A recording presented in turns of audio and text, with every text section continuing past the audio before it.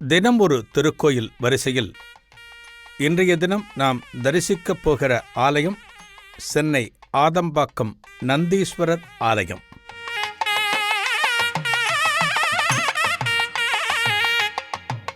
பொருளாக இருந்தாலும் புதையலாக இருந்தாலும் அதற்கு ஒரு காவலர் அவசியம். பொருளே இல்லாவிட்டாலும் கூட ஒரு குறிப்பிட்ட இடத்தை பாதுகாப்பதற்கும் காவலர்கள் அவசியம். இந்த காலத்தில் எல்லையிலே எவரும் தொல்லை தரவில்லை என்றாலுமே 24 மணி நேரமும் இராணுவ வீரர்கள் பாதுகாத்து வருகிறார்கள். எல்லைக்கே 24 மணி நேர காவல் என்றால் அதற்கும் அப்பாற்பட்ட இந்த பிரபஞ்சத்தை பாதுகாத்து அருளி வரும் ஈசனின் கோட்டையான கைலாசத்துக்கு காவல் இல்லாமலா இருக்கும்? ஆம், கைலாசத்தின் காவலர் யார் தெரியுமா? நந்திதேவர். அவரே சிவகணங்களின் தலைவர்.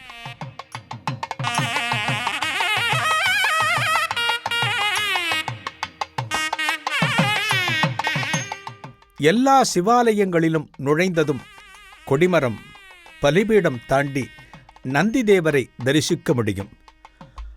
ஆனால் ஒரு ஆலய இறைவனே நந்தியின் பெயர் தாங்கி தரிசனம் தருவது அதிசயமே. வாருங்கள், நந்தீஸ்வரர் என்ற திருநாமம் கொண்டருளும் ஈஸ்வரனை தரிசிக்க சென்னை ஆதம்பாக்கத்துக்கு பயணிக்கலாம்.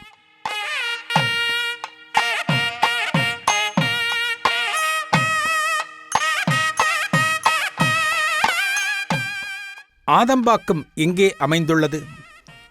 சென்னை தாம்பரம் கடற்கரை மின்ரயில் மார்க்கத்தில் பரங்கிமலை ரயில் நிலையத்திற்கு அருகே காணப்படுகிற இடம் ஆதம்பாக்கம் என்று அழைக்கப்படும். பரங்கிமலை ரயில் நிலையத்திற்கு மிக அருகே இந்த நந்தீஸ்வரர் ஆலயமானது அமைந்திருக்கிறது. இந்த சிவாலயத்தின் அருகே நின்று கொண்டு பார்த்தால் எதிர்ப்பக்கம் ஒரு மலையானது தென்படும். அந்த மலையே இன்றைக்கு பரங்கிமலை என்று அழைக்கப்படுகிறது. ஆனால் 1910 ஆண்டுக்கு முன்பு வரை அந்த மலையின் பெயர் என்ன தெரியுமா? பிரிங்கி மலை. பிரிங்கி, இந்த பெயரை கேட்டவுடன் உங்களுக்கு அந்த மாமுனிவரை நினைவுக்கு வருகிறதல்லவா? ஆம், அந்த பிரிங்கி முனிவரின் பெயர் தாங்கி காணப்படுகிற மலைதான் இந்த பிரிங்கி மலை. ஆனால் வெள்ளையர்கள் ஆண்ட காலத்திற்கு பின்னால் இந்த மலையானது பரங்கிமலை, பரங்கியர்கள் நிறைந்த காரணத்தினால் பரங்கிமலை என்று ஆனதாம்.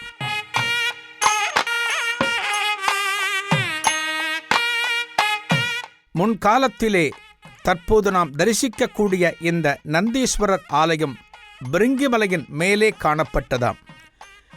அந்நியர்கள் வரவுக்கு பின்னால் அனைத்து கலாச்சாரமும் அனைத்து ஆன்மீகங்களும் அடித்தொழிந்த பின்னால் இந்த ஆலயமானது மலையில் இருந்து அகன்று தற்போது பரங்கிமலை ரயில் நிலையத்திற்கு அருகே அமைந்துள்ளது.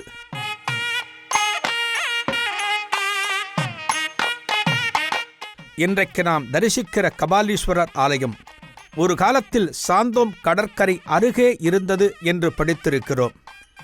அந்நியர்களின் வரவு காரணமாக அந்த ஆலயம் அழிக்கப்பட்டு தற்போது அமைந்திருக்கிற இடத்தில் கபாலீஸ்வரரை நாம் தரிசிக்கிறோம். அந்நியர்களால் மனிதர்கள் மட்டுமல்ல, தெய்வங்களுமே பாதிப்புக்கு உள்ளானார்கள் என்கிற விஷயத்தை இந்த நந்தீஸ்வரர் ஆலய தலாபுராணத்தை படிக்கின்ற போது தெரிந்து கொள்ளலாம்.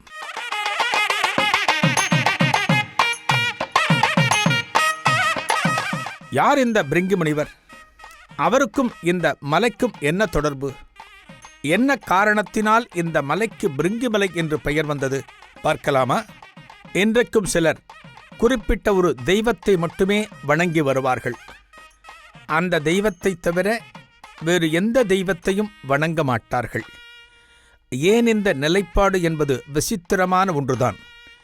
எல்லா தெய்வங்களும் ஒன்றுதான், எல்லா மகான்களும் ஒன்றுதான்.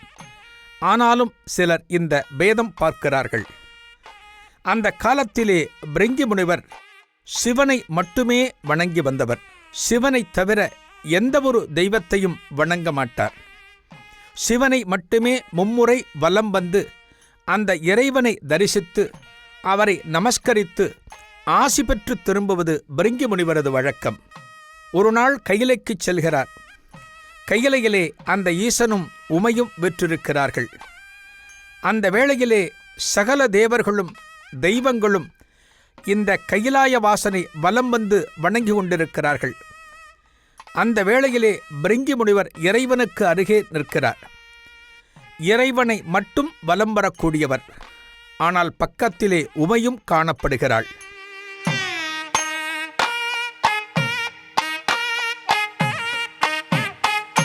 எப்போதுமே பார்வதி தேவிக்கு ஒருவிதமான கோபம் இந்த பிருங்கி முனிவர் மீது இருந்தது. என்ன இவர் எப்போது பார்த்தாலும் இறைவனை மட்டுமே சுற்றுகிறார், நம்மை சுற்றுவதில்லையே என்று அடிக்கடி இந்த கேள்வியானது தேவியின் மனதில் எழும். என்ன காரணத்தினாலோ அதற்கான ஒரு விடையோ தீர்வோ அப்போது கிடைக்கவில்லை பார்வதி தேவிக்கு. ஆனால் இன்றைய தினத்தில் அதற்கான விடை கிடைக்கப் போகிறது என்பது பிருங்கி முனிவருக்கு தெரியாது. பிருங்கி முனிவர் பார்க்கிறார், இறைவனும் இறைவியும் இணைந்தே அமர்ந்திருக்கிறார்கள். இருவருக்கும் இடையே இடைவெளியானது இல்லை.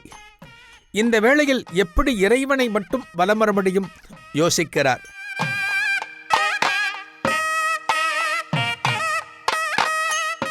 அப்போதுதான் ஒரு வண்டின் வடிவம் எடுக்கிறார். ஒரு வண்டாக பறந்து இறைவனுக்கும் இறைவிக்கும் இடையே உள்ள இடத்தை துளைத்து கொண்டு இறைவனை மட்டுமே 3 முறை வலம் வருகிறார் பிருங்கி முனிவர். வண்டாக மாறி வலம் வந்த இந்த பிருங்கி முனிவரை பார்த்ததும் பார்வதி தேவியின் கோபமானது அளவுக்கு அதிகமானது.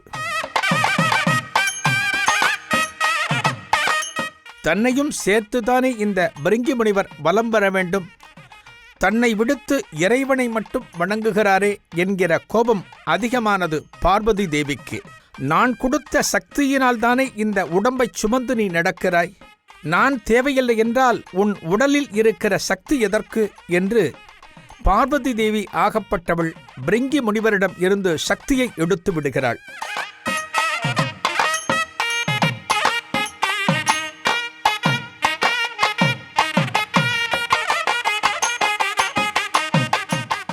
அந்த சக்தி முற்றிலுமாக எடுக்கப்பட்டதும் எலும்பும் தோலுமாக ஆகிவிடுகிறார் பிருங்கி முனிவர். அவருடைய உடலிலே சதைப்பற்று இல்லை. மெலிந்த தேகத்துடன் நடக்க முயன்றவர் கீழே தடுமாறி விழ இருந்தபோது ஈசன் தனது கோலை கொடுத்து அவரை ஆதரிக்கிறார். அந்த கோலின் உதவியால் அங்கிருந்து நடந்து செல்கிறார். தன்னை மட்டுமே வணங்கிய பிருங்கி முனிவரை அவமானப்படுத்திய காரணத்தினால் பார்வதி தேவிக்கு ஒரு சாபத்தை கொடுக்கிறார் சர்வேஸ்வரன்.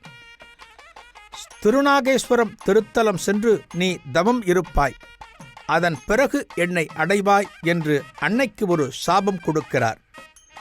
அதன் பிறகு அன்னையாகப்பட்டவள் செண்பக மலர்கள் நிறைந்த திருநாகேஸ்வரம் சென்று தவம் இருக்கிறார். இறைவனை பின்னால் அடைந்தார். அதோடு அன்னைக்கும் ஒரு அவமானத்தை ஏற்படுத்திய காரணத்தினால் பிருங்கி முனிவருக்கும் ஒரு சாபத்தை கொடுக்கிறார் சர்வேஸ்வரன்.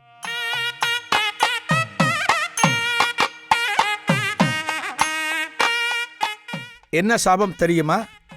பூலோகம் சென்று தன்னை தவம் செய்து வந்தடைய வேண்டும் என்கிற சாபம் பிருங்கி முனிவருக்கு வழங்குகிறார் இறைவன்.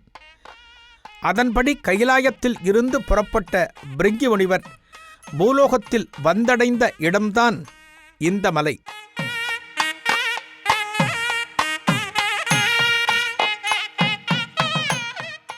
இந்த மலையின் உச்சியில் பல காலம் தங்கியிருந்து அவர் தவம் இருந்தார்.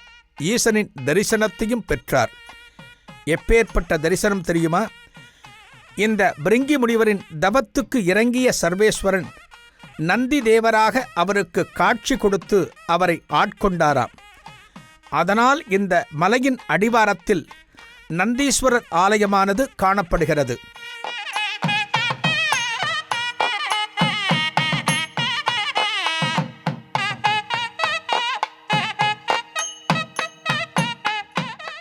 இந்த மலையானது பிருங்கி மலை என்று அழைக்கப்பட்டது.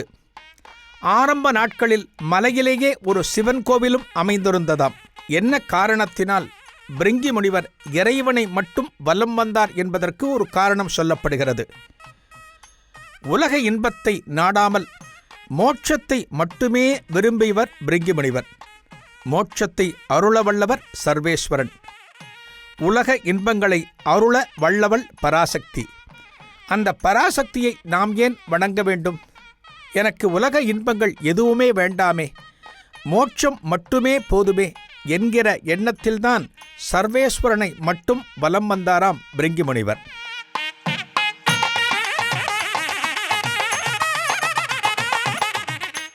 பிரிங்கி என்ற சொல்லுக்கு வண்டு என்பது பொருள். வண்டு வடிவம் எடுத்த காரணத்தினால் இவர் பிரிங்கி முனிவர் ஆனார்.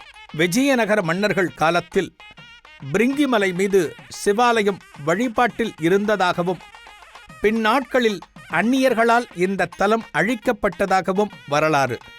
மலைக்கு மேலே பிற்கால சோழர்களின் கல்வெட்டுகள் பல கண்டெடுக்கப்பட்டன.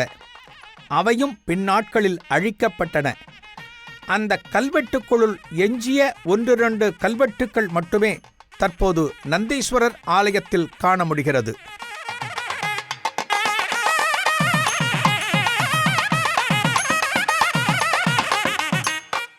இந்த உலகத்திலே ஆணும் பெண்ணும் சமம் என்பதை அனைவருக்கும் உணர்த்துவதற்காகவே இந்த திருவிளையாடலை சர்வேஸ்வரன் நிகழ்த்தியிருக்கிறார்.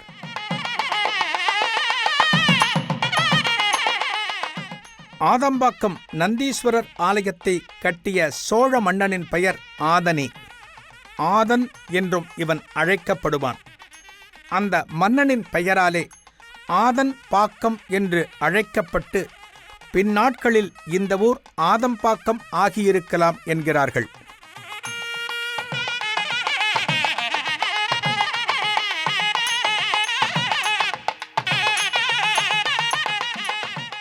இந்த ஆலயத்தின் பழமைக்கு ஒரு சான்றைச் சொன்னால் நாம் அனைவரும் இதன் பெருமையை உணர்ந்து கொள்ள முடியும்.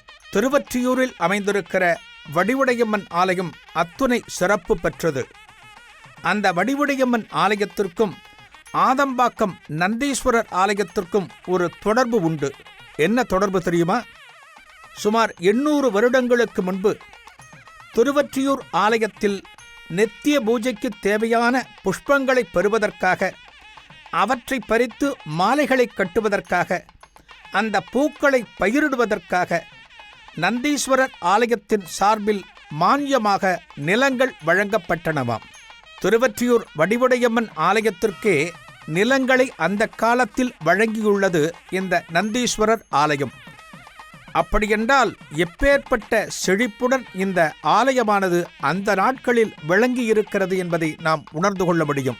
இந்த தகவலை 3ஆம் குலோத்துங்க சோழனின் கல்வெட்டு மூலம் அறிய முடிகிறது.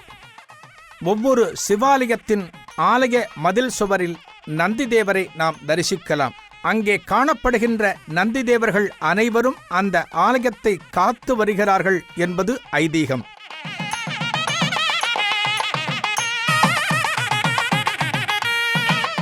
நந்து என்ற சொல்லில் இருந்து நந்தி என்கிற வார்த்தை வந்திருக்கலாம். நந்து என்றால் வளர்வது, தோன்றுவது என்கிற பொருள். இன்றைக்கும் சில சிவாலயங்களில் நந்திதேவர் வளர்ந்து கொண்டிருப்பதாக சொல்லப்படுகிறது. வளர்ந்து கொண்டே இருப்பவர்தான் நந்திதேவர். நடமாடும் தெய்வமான காஞ்சி மகா பெரியவர் இந்த ஆலயத்திற்கு ஒருமுறை வருகை புரிந்து இந்த நந்திதேவரின் சிறப்புகளை அங்கே கூடியிருந்த பக்தர்களுக்கு சொன்னாராம். இந்த இறைவனது மகிமைகளை சொன்ன பிறகே பலருக்கும் இந்த ஆலயத்தின் பெருமையானது புலப்பட்டது.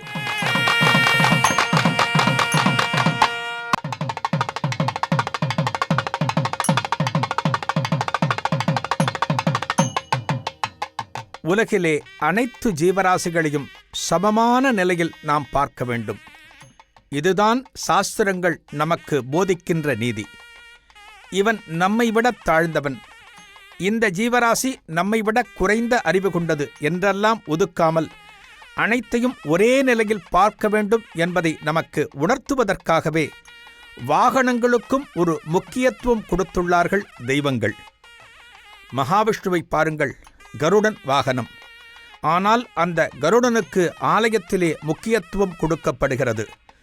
சில ஆலயங்களில் பகவானே தனக்கு பக்கத்தில் கருடனை அமர்த்தி வைத்துக் கொண்டுள்ளார். முருகப்பெருமானுக்கு வாகனமானது மயில். அந்த மயிலுக்கு எத்தனை சிறப்புகள் ஆலயத்தில் என்பதை நாம் தரிசிக்கின்ற போது உணர முடியும்.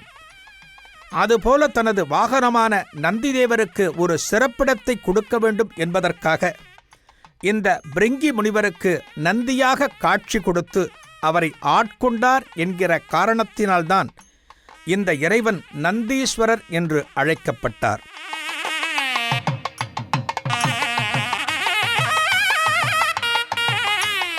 ஆலய கருவறையிலே சுமார் 4 அடி உயரம் கொண்ட பிரம்மாண்ட லிங்க வடிவாக இந்த நந்தீஸ்வரர் காட்சி தருகிறார்.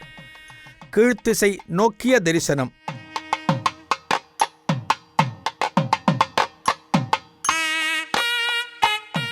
மார்கழி மாதத்தில் இந்த நந்தீஸ்வரருக்கு அதிகாலை பூஜை வெகு சிறப்பாக நடக்கிறது. மண்ணுக்குள் புதைந்திருந்த இந்த ஆலயம் சில ஆண்டுகளுக்கு முன்னால்தான் சாலை மட்டத்திற்கு உயர்த்தப்பட்டதாம். இந்த ஆலயத்தின் அருகே வசிக்கின்ற பக்தர்கள் இந்த பெருமானை வணங்கி அருள் பெறுகிறார்கள். இந்த ஆலயத்திலே மிக சிறப்பான விழா என்று சொன்னால் பிரதோஷம். நந்திதேவருக்கு பிரதோஷம் என்பதை நாம் அனைவரும் அறிவோம். இந்த ஆலயத்தின் இறைவனே நந்தீஸ்வரராக விளங்குகின்ற காரணத்தினால் இந்த ஆலயத்திலே பிரதோஷ வேளையில் கூடுகின்ற பக்தர்களின் எண்ணிக்கை அதிகம். பிரதோஷ காலத்திலே வேதங்கள் இசைக்க, தேவாரங்கள் பாடப்பட இந்த ஆலயத்திலே நடக்கின்ற புறப்பாடு காண கண்கோடி வேண்டும். இந்த ஆலயத்திலே மிக சிறப்பான பிரார்த்தனை என்று சொன்னால் திருமணத் தடைகளை அகற்றுகின்ற ஆலயம். திருமணத் தடை ஏற்படுகின்ற ஆண்களும் பெண்களும் இந்த ஆலயத்திற்கு 3 பிரதோஷங்கள் அல்லது 5 பிரதோஷங்கள் தொடர்ந்து வந்து நந்திதேவருக்கும் நந்தீஸ்வரருக்கும் ரோஜா மாலைகளை அணிவிக்க வேண்டுமாம். 5 பிரதோஷங்கள் அல்லது 3 பிரதோஷங்கள் பூர்த்தியான பின்னே தடைப்பட்ட திருமணங்கள் நிறைவேறிவிடுமாம். இந்த ஆலயத்திலே இந்த பிரார்த்தனையை நிறைவேற்ற வேண்டும் என்பதற்காக திருமணம் ஆகாத பலரும் வந்து பிரதோஷத்தில் கலந்து கொள்கிறார்கள்.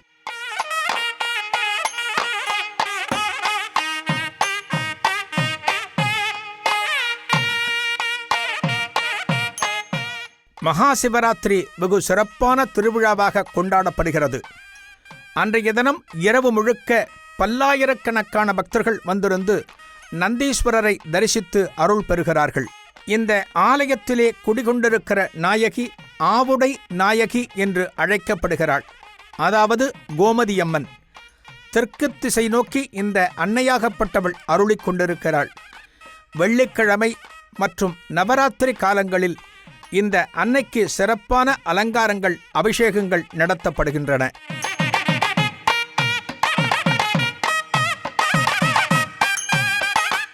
இந்த ஆலயத்திலே எண்ணற்ற திருச்சந்நிதிகள், சுந்தர விநாயகர், நாகதேவதை, விஷ்ணு, பைரவர், சந்திரன், தட்சிணாமூர்த்தி, துர்க்கை, சண்டிகேஸ்வரர், நவக்கிரகம் என்று எண்ணற்ற திருமேனிகள்.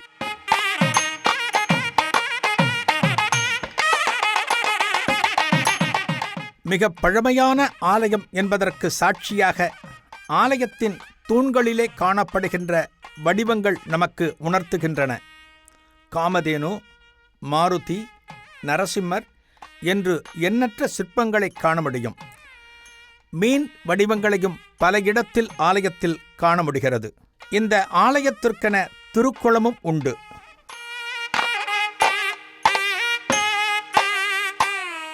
திருமணத்திற்கு நந்தீஸ்வரர் அருள்வதைப் போல குழந்தை பாக்கியத்திற்கு இந்த ஆலயத்தில் குடிகொண்டிருக்கிற முருகப்பெருமான் அருள்கிறார். வள்ளி தெய்வானை சமேத முருகப்பெருமான் திருச்சந்நிதி அற்புதமான திருச்சந்நிதி.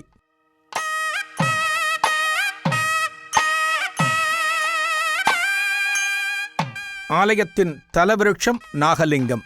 தினமும் காலை 6 மணி முதல் நண்பகல் 12 மணி வரையிலும், மாலை 5 முதல் இரவு 9 மணி வரையிலும் ஆலயத்தின் நடை திறந்திருக்கும்.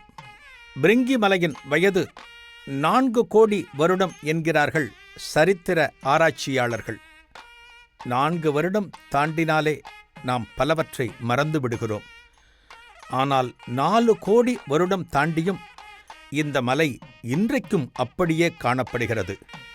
அப்படியென்றால் இது இறைவன் திருவருளே. புதிது எத்தனை வந்தாலுமே பழையதை நாம் மறந்துவிடக்கூடாது. பழமையில்தான் புனிதம் போற்றப்பட்டிருக்கிறது. அதை அப்படியே நாம் காப்பாற்ற வேண்டும். பிரிங்கிமலையை வணங்குவோம். நந்தீஸ்வரரின் அருள் பெறுவோம்.